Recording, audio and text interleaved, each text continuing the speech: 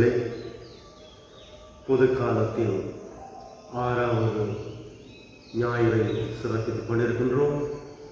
இன்றைய முதல் வாசகத்திலே சீராக்காலத்திலே ஆண்டவர் சொல்லுகின்றார், நடுவிலே நீரையும் நெருப்பையும் வைத்திருக்கின்றேன், நல்லதையும் கெட்டதையும் வைத்திருக்கின்றேன், வாழ்வையும் சாவையும் வைத்திருக்கின்றேன் என்று சொல்லி நம் ஒவ்வொருவருக்கும் சுதந்திரம் அளித்திருக்கின்றார் என்று சொல்லி நாங்கள் பார்க்கலாம்.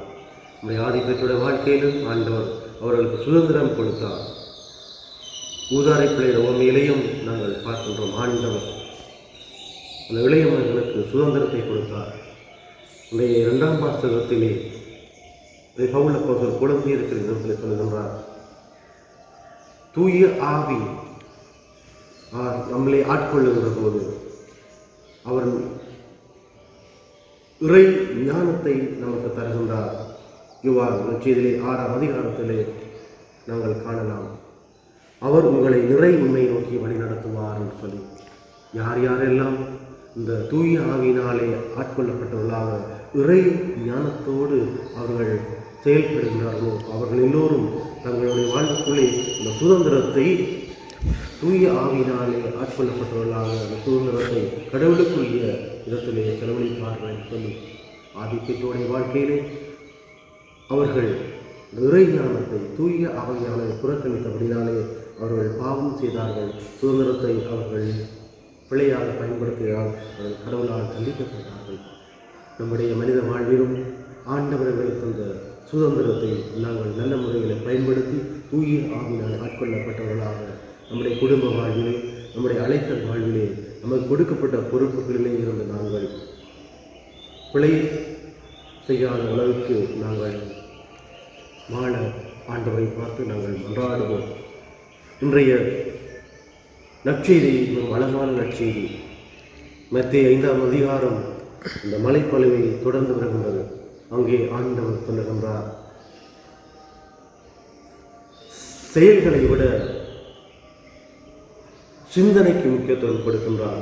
கொலை செய்தால் பாவம், ஆனால் அதைவிட ஒரு பெரிய பாவம் உன் சிந்தனைக்குள்ளே உடைய சகோதர சகோதரை நீ வஞ்சிக்கின்ற போது, உன்னுடைய சகோதரியை பற்றி பிழையாக நீ கருத்துக்களை தெரிவிக்கின்ற போது நீ பாவம் செய்கின்றாய்.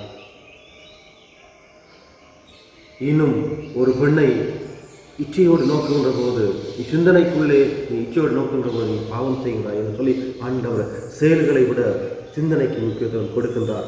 ஆகவே நம்முடைய சிந்தனைகளை நாங்கள் நல்ல சிந்தனைகளாக உருவாக்குவோம். அதன் மூலமாக நம்முடைய செயல்கள் நல்ல செயல்களாக உருவாகட்டும். இன்னும் இன்றைய நற்செய்திக்குள்ளே ஆண்டவர் ஆம் என்று சொன்னார் ஆம் என்றும், இல்லை என்று சொன்னால் இல்லை என்றும் இருக்கும் சொல்லி எங்களுக்கு அழைப்பு விடுக்கின்றார்.